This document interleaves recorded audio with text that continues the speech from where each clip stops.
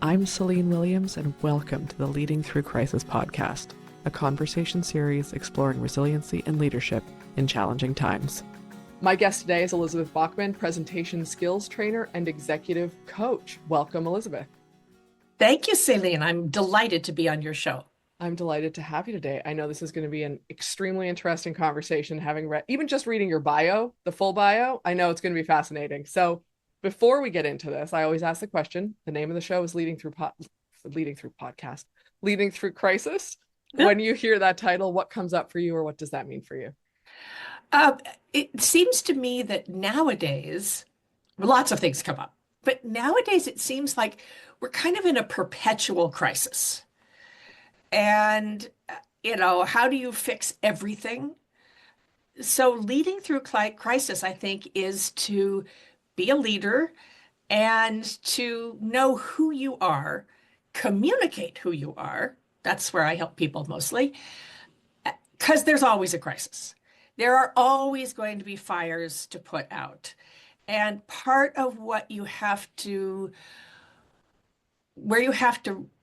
touch base with yourself and hopefully with good advisors is what's a five-alarm fire and what's maybe just a little like a match, and to not panic over everything. Because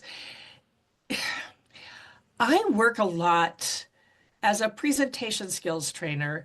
I focus on helping people show up as leaders. And particularly what I do is help women's voices be heard in places of power, which could be managing a team, or it could be on a board, or it could be if you're stuck at senior director, perhaps, and you're want to get to be VP, but they totally take you for granted.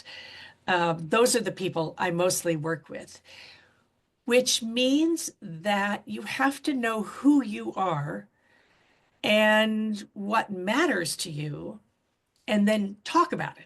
What are you good at? How do you talk about that so that when there's a crisis, because there's going to be one, everybody knows what you're particularly good at, that you're the person who can do this, and then that you get the credit for it. Because I work with a lot of women, especially who are in operations, or they're technical people, or they're scientists. They know a whole lot about something complicated, but particularly say they're a project manager or a department head, their department runs just fine. So nobody notices. Nobody notices the million little bitty things you have to do to stop a crisis happening. One of the classes I give is how to show the value of things not going wrong. I'm laughing because I know so many people who are going to hear that and be like, how do you do that? Because that is such a problem, is when things go well, it's just assumed. It's great. You want to know? Absolutely. Okay. It's one of the advanced techniques that I do with my clients. Mm-hmm. Usually if I start with somebody who's not being heard, frustrated. That's the thing I hear the most when somebody calls me up. They say, I'm so frustrated. Can you get them to listen to me? And I said, yes, probably, but not overnight. It's a process. And one of the best tools is storytelling. So I also have a program called Storytelling Secrets for Women Leaders, because women have their own challenges here. Men have challenges too, but women have their own challenges. And that leads to a storytelling intensive where you've got a day where you just spend 3 hours and you actually get your stories written and practiced and learn how to tell them. And all of that comes from 30 years as an international opera director, where there were always crises, and learning what can we do in the time that we have. I always would often have a list of a next time list Ooh. of this is what you find yourself 3 days before opening night, and you start making a note of, okay, I'm not going to do that one this time. Don't have time to do this. Don't have to do this.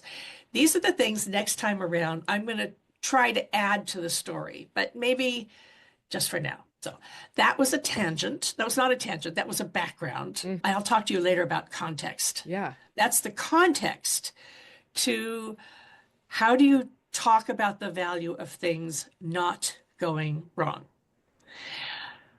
Stories and metaphors are part of this. And so the metaphor I love was done by Alison Arnoff, I think, is that we are conditioned to pay attention to the firefighters. Everybody loves the people who are putting out fires, which is, and we should.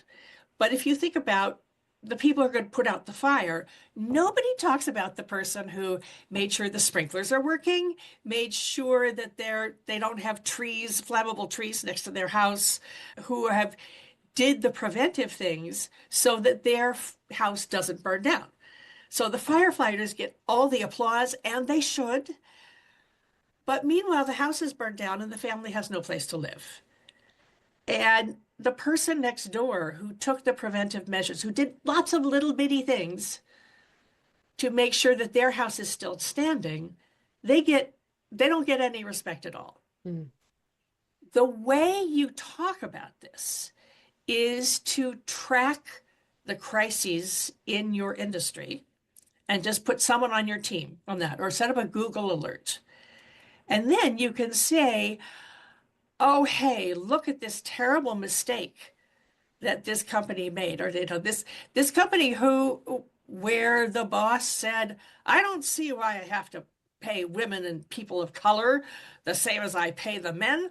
I'm just hiring my fraternity brothers. And then gets hit with a lawsuit. Then you can see this and you can say, wow, did you see what happened at company X? I'm so glad that's not happening here because I've taken these preventive measures.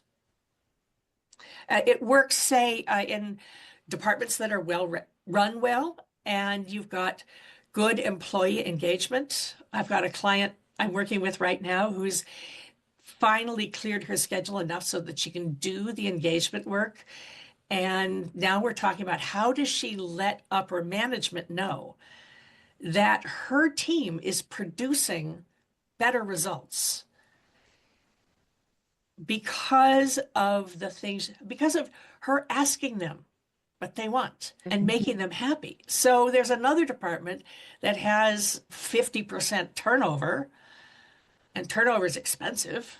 And her people want to stay with her because she's made it worth staying there.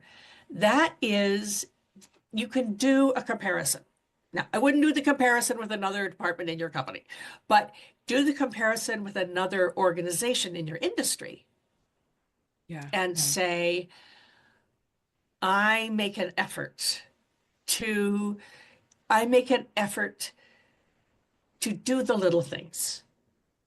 Does that make sense? It does. And what I love about that as well, thank you for sharing that, is, to go back to the firefighting scenario for just a second, if you I think a lot of times our natural inclination is to compare to the firefighter who gets who's getting all the glory, right? In that Right. moment, it's like, but why is this person, team, group, organization getting all the glory?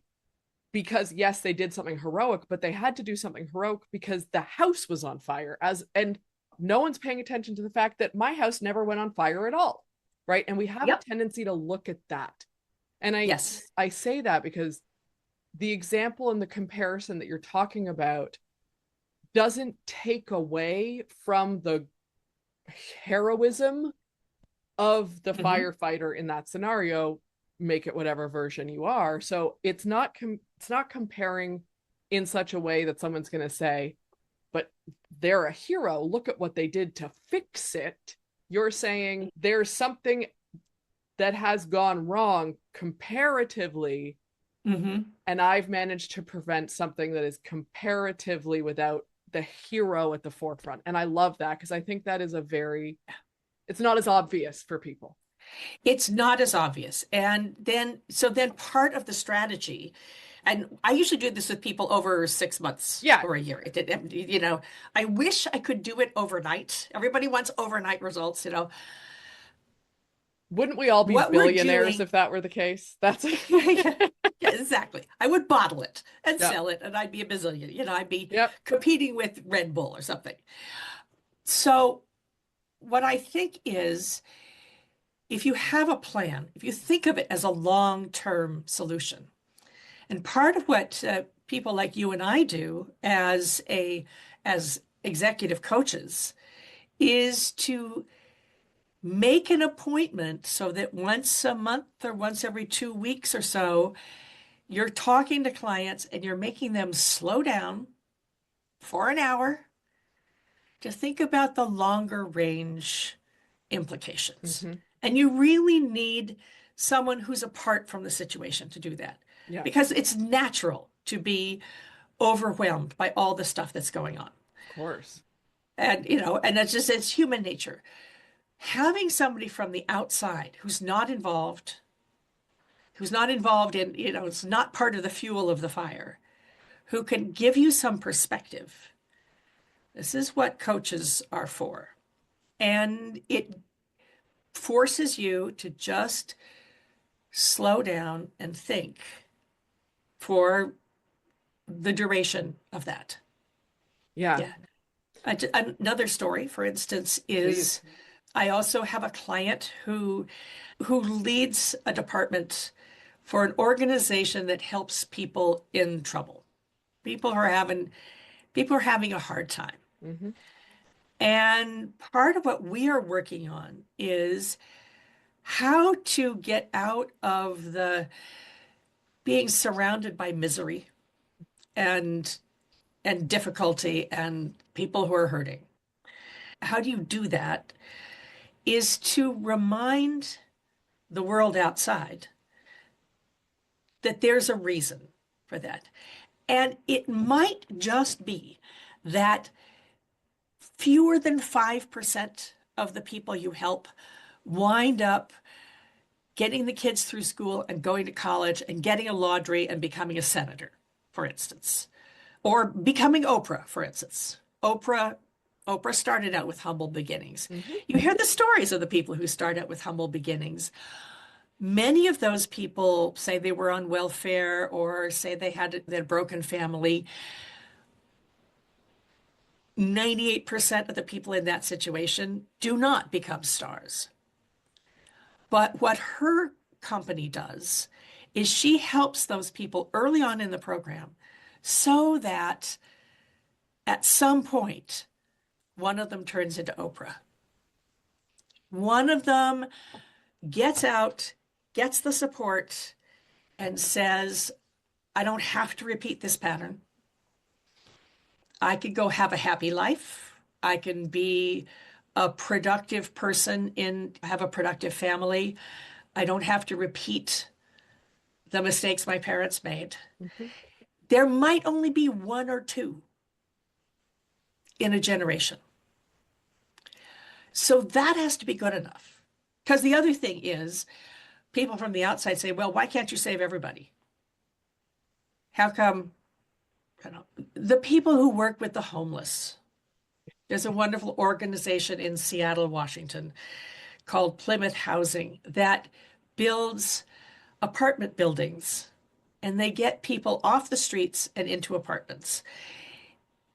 And of the thousands of people who are on the streets, maybe 100 or 200 get into each building. Of course. And then once they're in the building, it might take 6 months before they are trusting that they don't have to shoot up again, before they can actually get out of addiction or Yep. whatever Yep. Yep. because of the trauma there. So you can't help everybody. But if you can help some, that has to be enough. And so also it's a way of how do you look at the situation? and say, if I can save one person from this family, if I can save the whole family, I'll be thrilled. But if I can save one person, that kid, and help them grow up, teachers do this all the time. Who's the one who's going to go somewhere? Then that makes it worth it. Yeah. Yeah. Um, I you said something earlier that is still in my brain, and I want to go back to it because some of what you're talking about references back to it. But one of the things you said was that you help people know who they are and communicate it. Yes. And the reason that's still in my head is what you're talking about is it's telling the story, right? Communicating, All communication. right? It's all Yes. like what's most important, how are you telling the story about the importance, the fact that you can't save everyone but you are saving some. It's all versions of telling a story. Hmm. So I the question I have for you is, and I'm going to focus specifically on women because that's who you focus on, and I do think generally speaking women are not great at promoting themselves. They are not great at communicating who they are, even We are though trained not to be. absolutely. And I will say, even though in my experience, sorry to men, I have wonderful male clients, but women tend to know themselves more deeply, but Hmm. don't communicate it as effectively. Hmm. Whereas I find men communicate it who they are without always having done that deeper work. So that's an observation. And Hmm. I'm giving that context to say, how do you, I don't even know, I'm saying how do you help, but I don't think that's what the real question is. But that going from how do you, it is, how do women is the really the question. How do women get better at communicating who they are? How do they, because Hmm. it feels like there's a shift there in terms of, to your point, we're not, we're trained not to tell those stories about Hmm. ourselves. So Yeah. what's the shift? How do women get there? What's the, why? Elizabeth, why? This is why my mission is to get more women's voices heard in places of power. Mm-hmm. And we are everybody's unique. So it's going to be a little bit different for everybody, but Yeah. there are patterns that you can recognize. I don't blame anybody for this, except maybe our foremothers who said, good girls don't brag. Mm-hmm. That's what I was taught. Mm-hmm. Who are the good girls? They don't brag. So don't talk about yourself. And I've had to learn how to talk about myself, but it held me back for a long time. I think it comes down to language, actually. And this is what I'm seeing more and more. Uh, when I was early in my opera career, I worked on a Japanese American program, and I was all excited to learn a little bit of Japanese. So I like languages.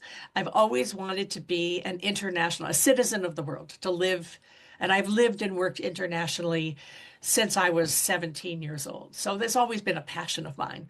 And that's why opera was such a great fit because you've got music, you've got language, you've got theater, you've got language, and you've got travel and you have glory, just glorious. What I heard about was that in Japanese, they have women's words and men's words. There's vocabulary, different vocabulary for men and women.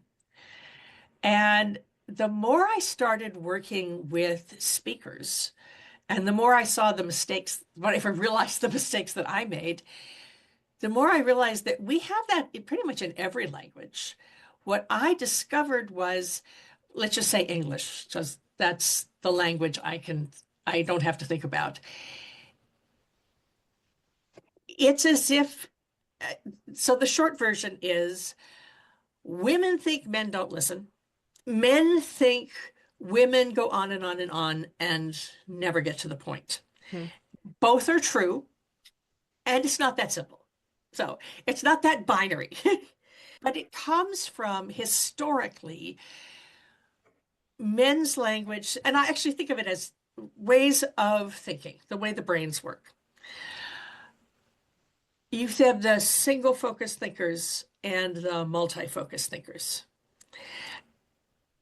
And nobody is all one or another. There's a whole spectrum. But for the sake of clarity, if Yep. anybody's curious and wants to hear about that, just contact me. I can talk your ear off, but I'm gonna try not to kill your listeners here with too much. Single focus thinkers tend to be task oriented, Hmm. and which is great because they get things done. That's how you get things done. And Western business was built on task-oriented, single-focused thinking. It's historically men, traditionally men, but not always. I have a lot of women who are single-focused, and I can be single-focused if I'm working on a project. What that means, though, is that you don't hear what you're not focusing on. So the disadvantage is tunnel vision. If you're focused on something, someone can come in and tell you that, we're going to have chicken for dinner tonight, and you don't hear it. Then you have the multi-focus thinkers who see the world in a web of relationships. So they're the people who can keep 5 ideas going at once. And that has been traditionally women, historically women, but not always. Now more and more men are admitting that they are multi-focus thinkers. The problem comes when the two try to talk to each other. And I think of it as languages. So I'm used to working in multiple languages. So it's as if the men spoke Spanish and women spoke Italian. And if you're an Italian, you're speaking to a Spaniard, they'll understand more or less what you're going to have to say, the basics. But it's actually a different language. So if you want to be sure, you're going to have to get a translator if it's something important. What happens is women think men don't listen. Again, gross generalization, but women think men don't listen because if a man is focused on something, a single focused person is focused, and the woman comes in and says, "Hey, I need to talk to you about such and so," they won't hear it. You can walk in on a multi-focus thinker and say, "Hey, we're going to see Joe next week, and we need to talk about this. And there's a problem with the software, and there's this and that." And the multi-focus thinker will remember all these, hear all these, keep them in their head. The single focus thinker just won't hear it because they are focused. Then what happens is because the multi-focus thinkers are relational thinkers, the advantage is they're going to see the side issues that are going to affect a project, for instance. But because they see everything in relationships and because context is everything, they're going to tell a story by starting back where it began. As I did when you first asked me about the value of things not going wrong, I had to say, for me, I'm a multi-focus thinker. I had to put that in context. How you get there. It's Hmm. not something you do. It's not the first thing you do. It is something you do once you've mastered some of the earlier skills.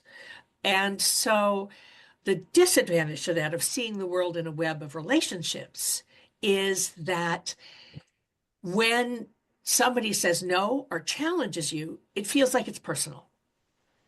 It feels like you are being personally insulted because Mm. everything's a relationship.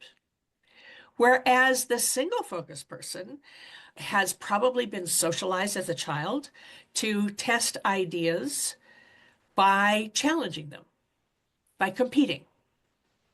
And so if someone has an idea, you're going to knock it down. And I mean, you ever see guys insult each other? On a sports team, they're having a good time and they're insulting each other. Everybody's happy because everybody understands that's part of the process. Whereas the woman walks in and she says, "Why are you all being so mean?" This is one of the biggest communication breakdowns in modern life. I mean, it happens in families too, but let's talk about the workplace, where it's so common that we take it for granted. The danger is, and here's where I come in, is if you don't recognize that if you can recognize it's two different languages, then you don't have to get insulted. It's just, oh, whoops, I was speaking Italian and he thinks in Spanish. I have to just do that. And I will talk about what the Spaniard needs to know in a minute. But the disadvantage is over and over, senior women quit their jobs because they don't feel heard. Hmm. They don't feel recognized. And the men in the company will say, well, why? I thought you were great. You did a great job. But the men weren't telling the women in a way the women, they weren't speaking Italian to the Italian thinker. They were speaking Spanish, and the Italian person didn't get it. Hmm. So I have been in this situation. And and then the thing is that you have the loss of talent. You have the loss of diverse leadership, which makes companies better. And for the women, they get fed up and walk away. Whereas I find that if you can recognize it's just a different language, nobody's wrong. It's just different languages, different ways of speaking. Then then you don't have to go through the pain of quitting your job, and then that's expensive. It's no paycheck for a while, and for the company, the cost of hiring a recruiter, the cost of the lost work because the person with all the knowledge isn't there. I mean, it's expensive for everybody. And so for me, like we were talking about my client with one or two people, what I find is that if I can get enough women to learn how to speak the language of the people and learn how and to teach them how to listen, then we don't have to go through this pain of women getting fed up and walking away. Or Yeah. if they're getting fed up and walking away, they're walking away for a reason. Yeah. So I think that's really important. And I think it's equally as important that the default that Spanish is the language that is communicated in business also needs to shift. And that I think, and I'm saying that as I have a lot of male clients, and I'm very grateful that they recognize that these things need to change. So they are often in environments where they are not the majority, right? It's just assumed Mhm. that everyone is going to speak Spanish. And when someone is speaking Italian, but the default is Spanish. Like, why would you be speaking Italian? And so Mhm. I hear top to bottom for men and women across organizations Mhm. that to what you're saying, that women talk too much or they go, they take too long to Yep. get to a point. Like that is consistently across the board. Yep. Um, and it escalates into, you know, one of the things that I hear a lot, and I will get to a point, I promise, is I often hear women especially feeling like the conversation is really different in the sense that a woman, like they're talking about something, they start on the same page, and the man, and I don't love gendering it, but there's a point to this. Mhm. The man is repeating the same, like whatever the point is, right?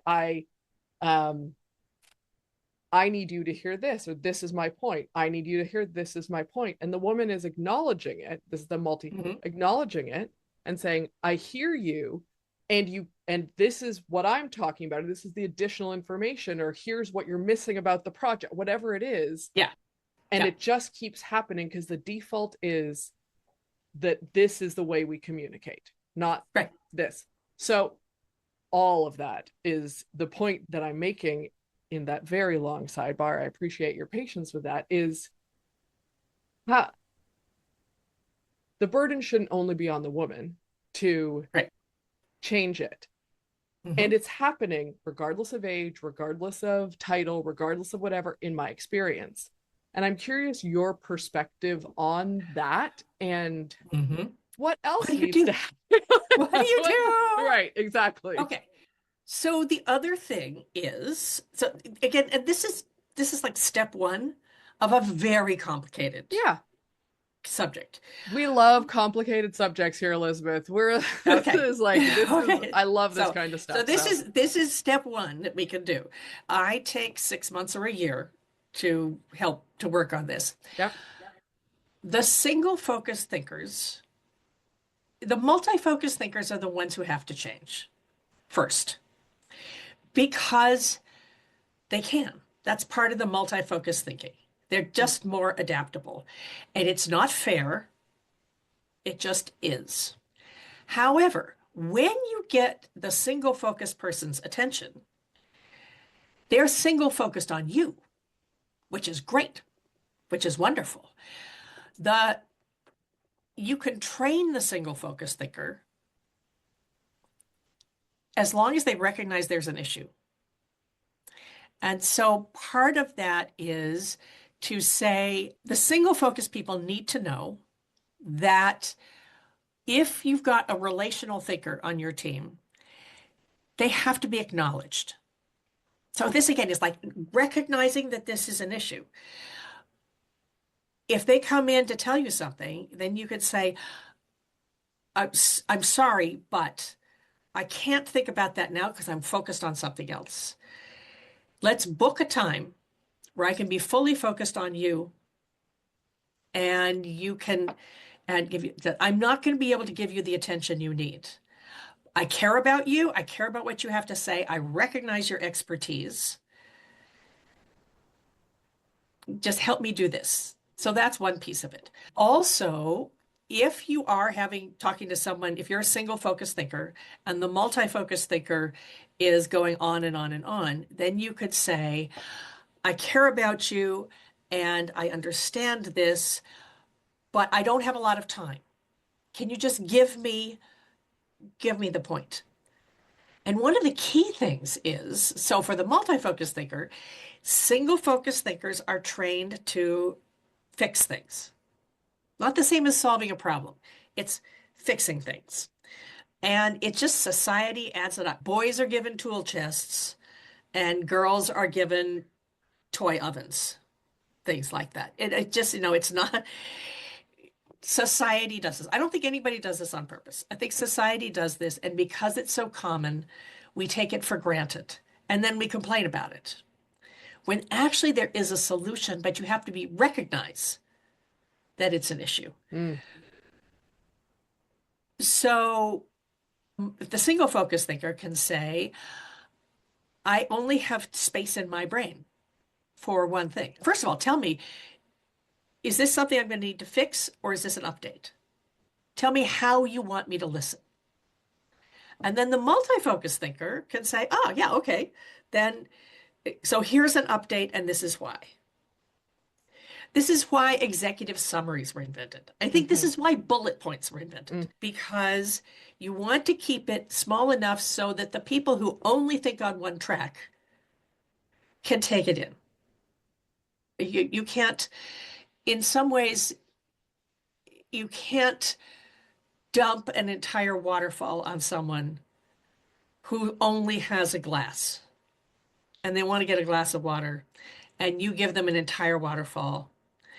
It just annoys everybody. And because this has been going on for centuries, the complaints are also, we learn the complaints as children. How many times have you heard?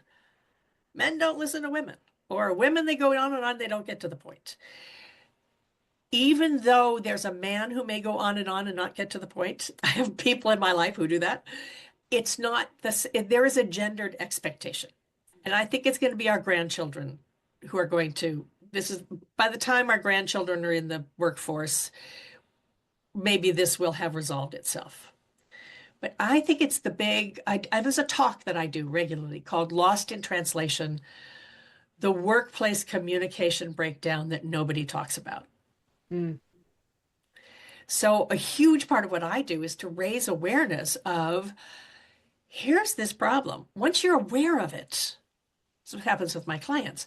Once they're aware of it, then you can manage it. So then you say it in Spanish. And then maybe you try to teach them a little bit of Italian. And that's sort of, there's one other caveat. I work with women because this is my lived experience and I have made all the mistakes. So I've made all those mistakes.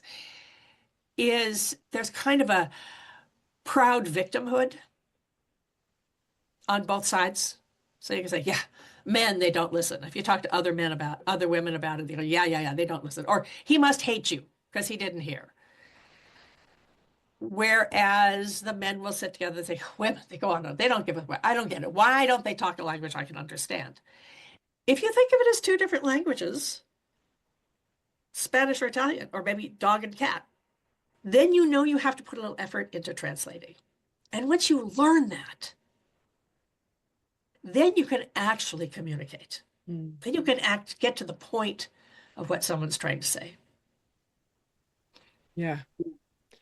I love that that you started with saying that the acknowledging, maybe is a better way of saying that, the reality that the multi-thinkers Mm-hmm. are going to be Multi-focus thinkers. Yeah. multi-focused, thank you. Multi-focused thinkers are going to be the ones who have to adapt first because they can. I Yeah. think saying that out loud and acknowledging that is really important because it does require awareness on both sides ultimately. Uh-huh. And I think without acknowledging that, it feels like the burden is on the women, Mm-hmm. multi-focused thinkers, often women, to do all the changing, which is You know, there. society teaches women how to listen to men. Doesn't teach men how to listen to women. And Mm, I had a friend, there was a great book that came out probably 20 years ago, the mid 90s, I think, called You Just Don't Understand Me. And it was a sociological analysis of this, which then John Gray took that information and rewrote it into Men Are From Mars, Women Are From Venus. mhm. He made it easy to reach. Deborah Birnbaum, you go back and you read it, it is heavy sociology. And a male friend of mine who read it said, "Oh, I see. It works for men until they've had therapy, and then they learn to think like women, and that makes them better men." Mm. It's like the movie Tootsie, and at the end, Dustin Hoffman says, "I was a better man with you as a woman than I was as a man." When you see the men who've paid attention to this self-awareness, who take the time and the trouble to be aware of who they are and how that works. You see CEOs talk about this all the time. It's not called the same thing, but then they're the people who learn how to listen. The challenge is that society lets men get away with not listening to it because it's been that way for centuries. The other piece of this is, and this is why I think it's our grandchildren are going to learn more about this, is that for centuries, women have had to adapt to what men wanted because women had no temporal or financial power. And it wasn't until the late 60s, early 70s that women started going to work and started going to work in getting equal positions, and really only the last 20 years. Well, if you think of that compared to the centuries of human society, that's a very short time. And, so I spent 30 years doing opera, doing literature from the 18th, 19th century, and often based on stories from the Romans and the Greeks. So I tend to think in historical cycles. And it helps me not despair. Helps you think, okay, it's a cycle. It's a spiral, basically. We Mm. go around the circle and we go around, and hopefully each time we get a little farther up, and we get a little bit better each time, and the cycle is shorter each time. Um, I was just explaining to somebody about the opera La Boheme, which takes place in Paris in the 1890s during the Industrial Revolution, when you had young women who left the farm and came to live in the city and to work in the factories. And then they came out at the end of the day, and they were called grisettes in Paris, which means Gris is the French, you know this, the French word for twilight. And suddenly you had young women who were out of the family, had money of their own, and could have affairs with. So you have Mimi the seamstress who falls in love with Rodolfo the poet. That's part of the historical cycle. And we are living through a version of that now with, think about the women who went to war, went to work in the factories during World War II. And then there was a pushback and they had to go back to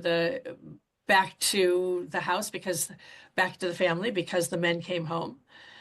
And then the women who protested against the war and said we want to have women's lib, Gloria Steinem and all of that. And then there was a backlash. And then you've got more and more women in the 70s, especially in North America. Women had to go to work. You had to have two working parents. So women were working. And now women are taking more and more of in equal part. And when they are listened to, the results are better. You need both. You can't just have all one and all the other. You can't have Wonder Woman on her Amazon island that's all women. You need both. And society is better. Companies are better. If we recognize that you need both, you need the mix. And the more we can listen to each other, the better. And so that's what I'm about is how do you help people listen? How do you help people speak up in a language where they can be heard? Yeah.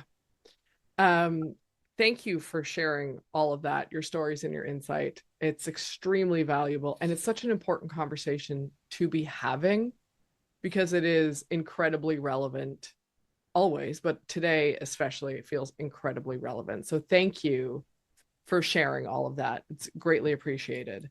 For anyone who is listening, you can find out more about Elizabeth at elizabethbachman.com, or you can find her on LinkedIn, and all of that will be in the show notes. And I really appreciate you taking the time to chat with me today. It's been a pleasure to get to know you and hear your stories. And it's definitely a first for me to have someone who was an opera director on. So it's very exciting. Thank you. Just one very quick story was I Yeah. had to work in multiple languages because in the international opera world, once you're good enough that you can do multiple languages, you get together on day one and vote. What language are we going to work in? It's usually either English, Italian, or German, or Russian if you've got Russian singers. I was used to working in multiple languages, and that informs the way I see this now Mm-hmm. when I'm working with women in business. And we have a global business world. So you're working with people for whom English is their second or third language. So for me, it's all about languages. And Celine, thank you. I really appreciate having been on here and letting me rant about my favorite subject. You did not rant. It was very informative, and I appreciate the insights.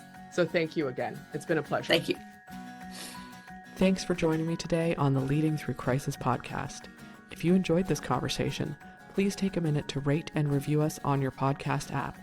If you're interested in learning more about any of our guests, you can find us online at www.leadingthroughcrisis.ca.